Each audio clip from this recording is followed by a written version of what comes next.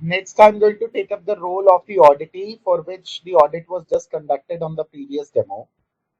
I'm going to log in with the login ID and password. And once I log in, just like any other screen, just gotta click on Rupeek icon, and this is what the screen is going to appear like. If the auditee is multi-skilled or is responsible for multiple LOBs, then all of those LOBs will be listed down here. The auditee needs to choose the relevant LOB and then define the um, date range for which the feedback is received. Moment I click on the generate bit of it, the transaction for which the auditee was audited will appear in the tabular format as exhibited. All the auditee needs to do is just click on this view button right under the action header, and once that has been done, it will showcase the page in which all the checkpoints which were marked as non-compliant will be listed down. So the auditee also has the option of raising the rebuttal here.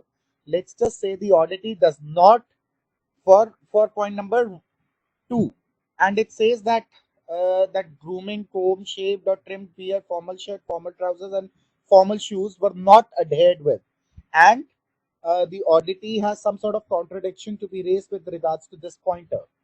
So he has the option of writing it down there, objection, and let's just say the auditee is okay with the feedback shared for rest of the checkpoints. So once this rebuttal is raised, all the person needs to do is just put in the comments and click on the reject button. So by clicking on the reject button, the auditee has triggered the rebuttal process, and then the entire flow will be adhered with whatever the defined internal process suggests. There is also the feedback and audit report sections available for the auditee to browse through. Once you click on the feedback bit of it, similar procedure of selecting the process name as well as the date range needs to go as the input, and then click on the generate button bit of it. Now, because there are no pending records, it will automatically flash as no records found. In the report section, the person needs to just click on the audit report, select the LOB, and put in the date range.